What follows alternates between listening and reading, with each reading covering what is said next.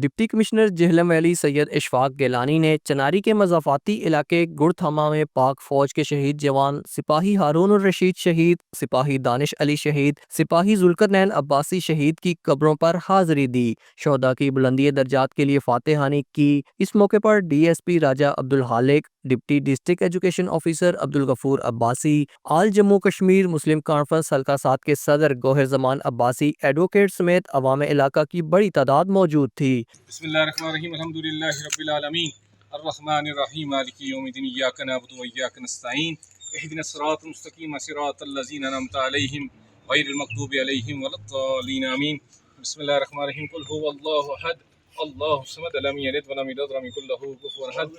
بسم اللہ الرحمن الرحیم، قل هو اللہ احد اللہ الصمد لم یلد ولم یولد ولم یکن له کفوا احد۔ بسم اللہ الرحمن الرحیم، قل هو اللہ احد اللہ الصمد لم یلد ولم یولد ولم یکن له کفوا احد۔ اس موقع پر ڈپٹی کمشنر سید اشفاق گیلانی نے کہا کہ شہدائے پاک فوج قوم کے اصل ہیرو ہیں۔ انہوں نے شہداء کی قربانیوں کو سراہتے ہوئے کہا کہ ہمارے بہادر جوانوں کی قربانیاں قوم کے لیے بے مثال ہیں، ان کی قربانیاں ہمیشہ یاد رکھی جائیں گی۔ ڈپٹی کمشنر نے مزید کہا کہ یہ ہماری ذمہ داری ہے کہ ہم شہداء کے خاندانوں کی فلاح و بہبود کے لیے کام کریں اور ان کی قربانیوں کا حق ادا کریں۔ Zahid Javed Abbasi, JK news, Jhelum valley.